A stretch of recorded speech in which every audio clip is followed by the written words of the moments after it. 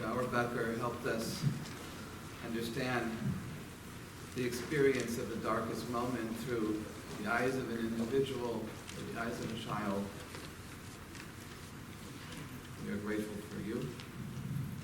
We are grateful also for the memory of Donald and Helen Fellows, whose memory and endowment in their memory allowed us to bring Dr. Auerbecker here. For her family, we'll be lighting the first candle in their memory. Our tradition here in Ridgewood is to light candles, the candles be lit, individuals or descendants of individuals who experienced, who saw, who lived through the time that we commemorate, the time of the Holocaust. Each of them will be lighting as the vials are read by members of the clergy. You'll see the order in the program, except that the second clergy reader will be Reverend Lemuel Brown. I ask my colleagues to come up, those of you who are reading, up to the front.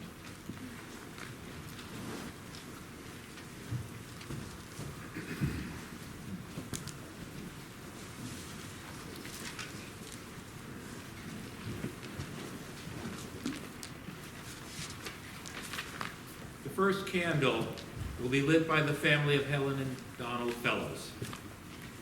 Helen, a survivor of the Nazi final solution and the forced death march into Germany, was born in Budapest, Hungary, and deported to Ravensbrück concentration camp in 1944.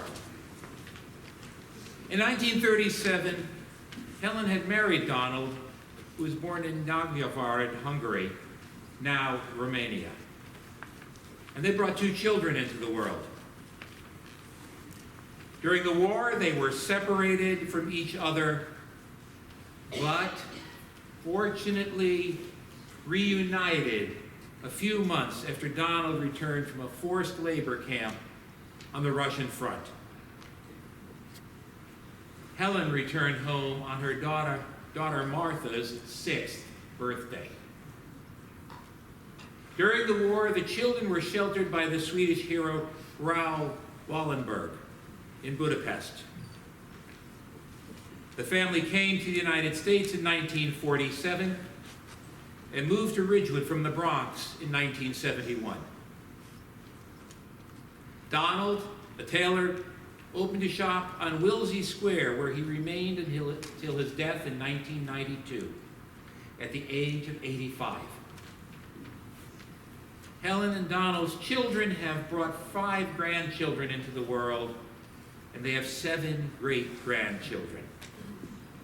Helen passed away in 2014 at the age of 102.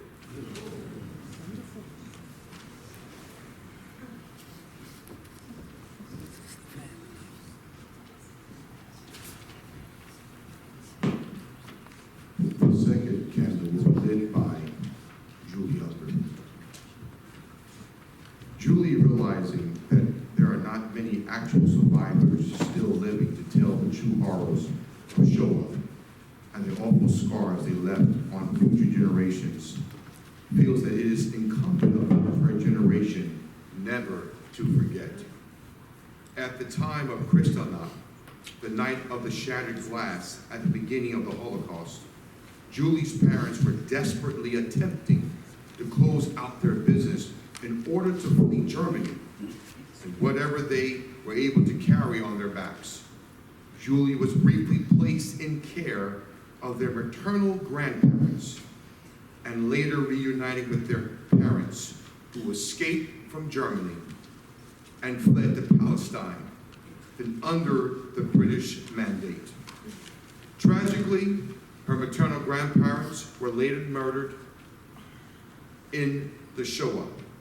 Her grandmother was deported to Theresienstadt and later to Treblinka extermination camp. Her grandfather was deported to Auschwitz and murdered soon thereafter. Julie experienced an exhilarating time of the creation of the state of Israel.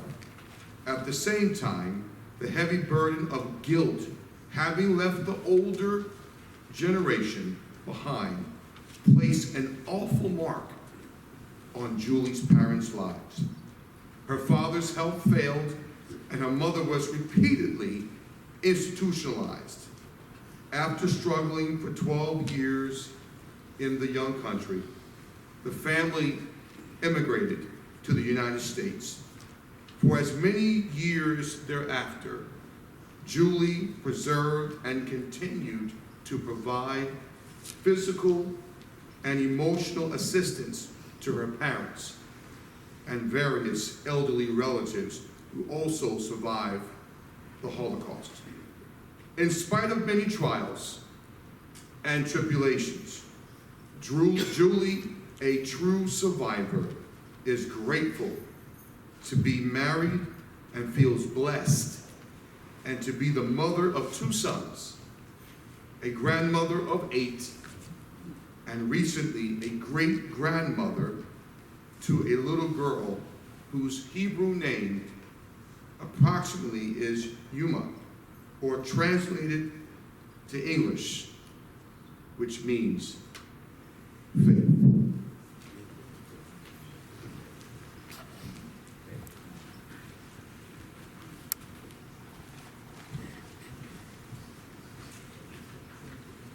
The third candle will be lit by Beth Kotek, daughter of Rivka, Rita Cohen, and the late Raphael, Ralph Schludiner, both survivors of the Holocaust. Rita was born in Myszków, Poland, near Warsaw. She vividly remembers the day the bombing started. It was September 1st, 1939, and Rita, not quite 5 years old, fled with her parents and 4 siblings with only the clothing on their back.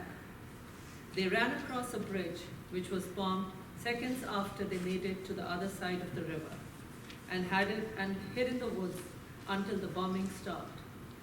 Rita and her family eventually ended up in Bialystok, where her 2-year-old sister died of high fever due to lack of medical care.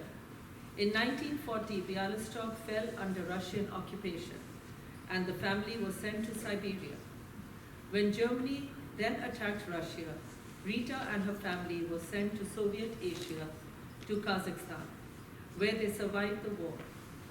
When the war ended in 1945, Rita and her parents and her 3 surviving siblings were placed in displaced persons camp near Berlin, where they stayed until 1948, when they were moved to another DP camp near Munich. They remained there for a year. Finally, on August 23rd, 1949, 14 years old, Rita arrived in Newark to begin her new life following a wartime childhood. Ralph Schludiner grew up in Rzeszów, Poland, in a family of 7 children, 4 boys and 3 girls. In 1942, when Ralph was 15, he, along with his family and other Jews of Rzeszów, were put into a ghetto and given work assignments. He worked in ammunition factory. The Germans systematically removed people from the ghetto, and Ralph's parents, 1 brother and 2 sisters, were taken away, never to be seen again. The eldest brother was killed. In 1943, Ralph and his surviving brother were sent to a work camp, while his only surviving sister was sent first to the Plaswick concentration camp and then to Auschwitz. Ralph and his brother were eventually sent to Auschwitz. His brother tried to escape and was killed. Ralph was young and able to work, so he was placed in slave labor. Somehow he survived and was liberated from the concentration camp in 1945. He arrived in America soon after liberation and was eventually reunited with his sister, who also miraculously survived Auschwitz. Beth's parents met in America and married in 1954. They went on to have 3 children and 6 grandchildren.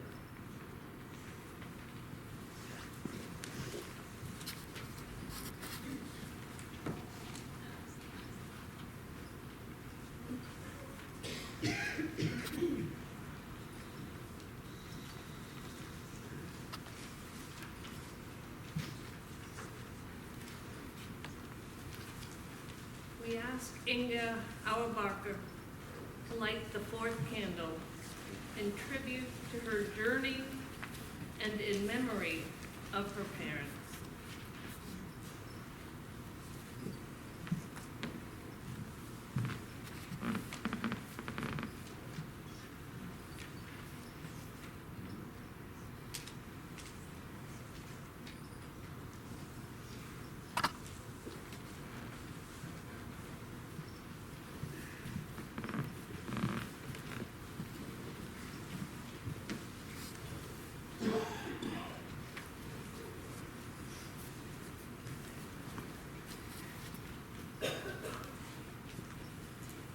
The fifth candle will be lit by Jane Calum Rosen. Jane lights a candle in honor of her mother, Lunia Hirschhorn Calum, and in memory of her aunt, Dr. Evelyn Motzkin, uncle, Dr. Edward Hawthorne, and grandparents, Dr. Joseph and Edda Hirschhorn. As anti-Semitic violence was growing unchecked in Poland, Lunia's mother, Jane's grandma Edda, made a rare extended visit to the Bronx to attend the wedding of a younger sister. While here in the States, she followed news accounts of Hitler's increasing aggression across Europe with his particularly virulent anti-Jewish rhetoric. Once back home in their Warsaw suburb of Ridgewood, she had the presence of mind to demand that her husband, a respected doctor with a successful practice, drop everything to leave. Already in his early 40s, with a family to support, he naturally resisted. But once his brilliant son, Yitzhak, Lunia's 16-year-old brother, was beaten up by anti-Semitic thugs, and his son's continuing education in Polish gymnasium was threatened, Joe agreed to Edda's plan. Lunia was 9 years old when she and her family, which included her 4-year-old sister, Iwunia, fled Warsaw, about 18 months ahead of the invading German army. They left behind all their possessions and everything familiar, thanks to their comfortable bank account and a cousin in Philadelphia who sponsored them.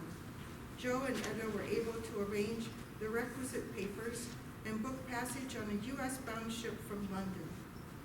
First, though, they had to traverse Hitler's Germany and other parts of war-torn Europe, a journey Lunia recalled as terrifying because of their obvious identity as Jewish refugees. They were also frightened by the prospect of what would happen to the family remaining in Warsaw: Joseph's mother, 2 sisters, a brother-in-law, and infant nephew, all of whom eventually perished in the camps. Lunia, whose name was anglicized once the family had resettled in the U.S., was further traumatized by the separation from her classmates and young teacher at her close-knit Jewish community primary school, understanding they were all likely doomed as well. Her teacher's desperate plea to the Hirschhorns to take her baby boy with them to America had to be turned down for lack of proper papers. Jane remembers her mother crying whenever she showed Jane an album with all their photos and notes, which the class presented her mother as a parting gift.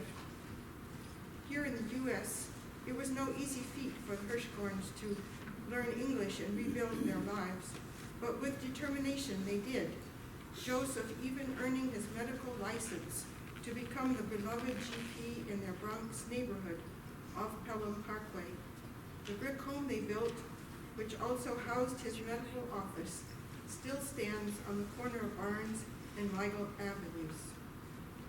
Joseph and Edda Hirschhorn had 12 grandchildren, and Edda, who lived to the age of 95, became a great-grandmother in 1984 when Jane, the oldest of Lillian Caleb's 4 children, gave birth to Joanna.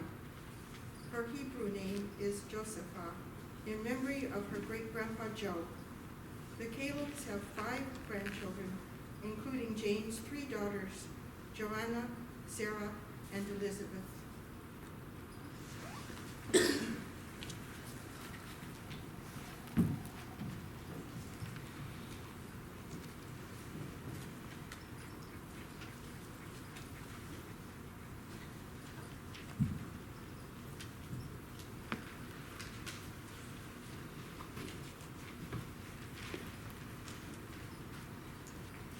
sixth candle will be lit by Freddie Kotek, son of the late Morris and the late Ruth Kotek, survivors of the Nazi final solution.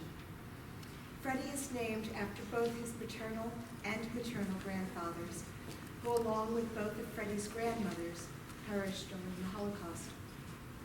After the liberation of the camps, Freddie's father returned to his hometown of Podlubivitz, Poland, to see who survived the war. Besides the loss of his parents, Freddie's father had lost 5 other sisters and their families. His mother, Ruth, had lost her parents and siblings, as well as her first husband and child. Morris and Ruth left Poland together and went to the displaced persons camp in Germany, where they were married. They went on to Belgium, where Freddie's older sister, Susan, was born before immigrating to America in 1954. 2 years later, Freddie and his twin sister Peggy were born. Freddie and his wife Beth, who was also the child of 2 Holocaust survivors, reside in Fair Lawn, New Jersey. They have 3 daughters, Robin Turtsky, 30, who lives in New York with her husband Jason, Liza Gordon, 28, who also lives in New York with her husband Jason, Dara, with her husband Jason and Dara, who is a junior at Vanderbilt University in Nashville, Tennessee. Freddie is a member of the Next Generation Council at the USC Shoah Foundation. Members of the Next Generation Council ensure a seamless sequence of caretakers for the Institute and for its visual history archive. Steven Spielberg, who founded the Institute in 1994 to videotape and preserve interviews with survivors and other witnesses of the Holocaust. The Visual History Archive is USC Shoah Foundation's online portal that allows users to search through and view more than 53,000 video testimonies of survivors and witnesses of genocide. Initially a repository of Holocaust testimony, the archive expanded in April of 2013 to include 64 testimonies from the 1994 Rwandan Tutsi genocide, and again in April 2014 to include 12 testimonies from the 1937 Nanjing massacre in China. All told, testimonies have been conducted in 63 countries and in 40 languages. Freddie is a past president of the Solomon Schechter Day School of Bergen County and continues to serve as a trustee for over 20 years. Freddie and Beth have established the Morris and Ruth Kotek Holocaust and Heritage Resource Center, which ensures that the Shoah will be incorporated into age-appropriate education for generations to come.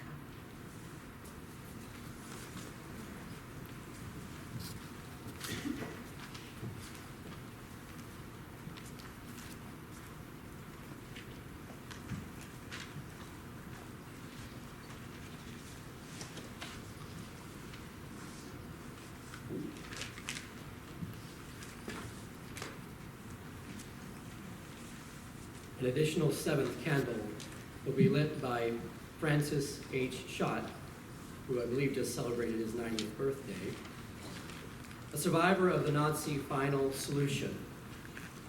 Frank was born Jewish to a Jewish father who had been baptized as a Christian and a Christian-born mother. The Nuremberg laws considered Frank's father a Jew and Frank a half-Jew.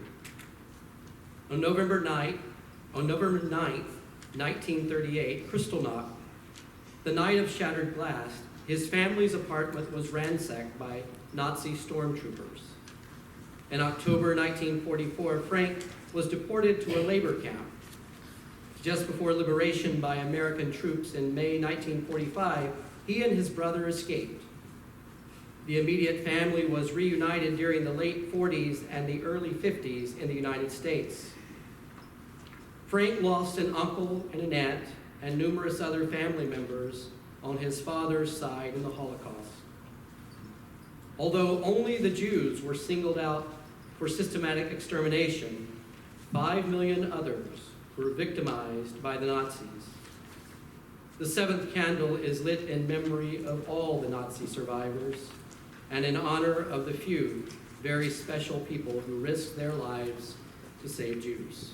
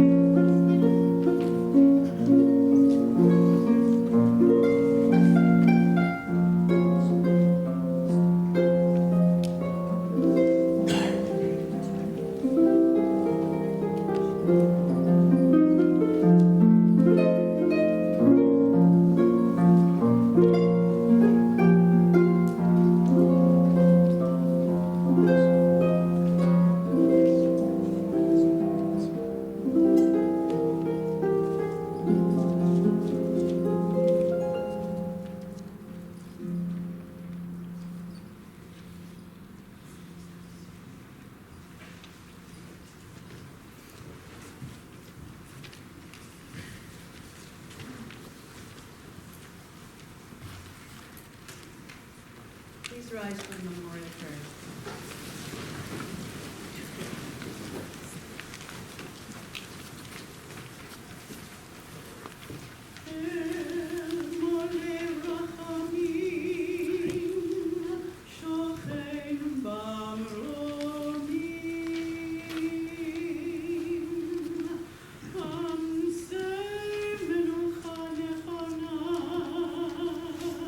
Tata kanfei ashtin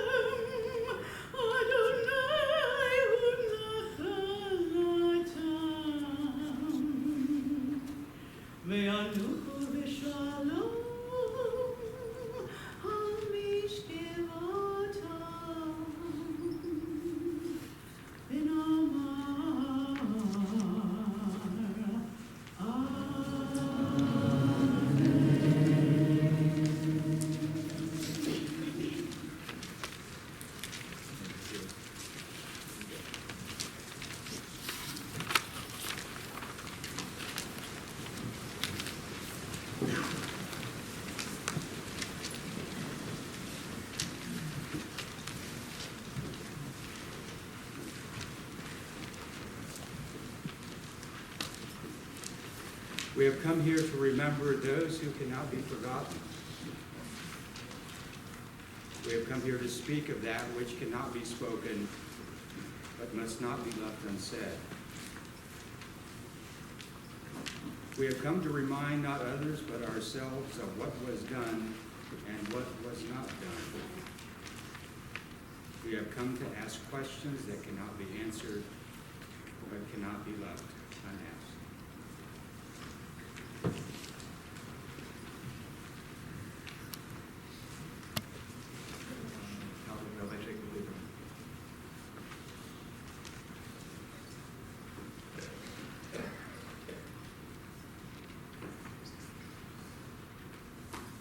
Please rise if you are able.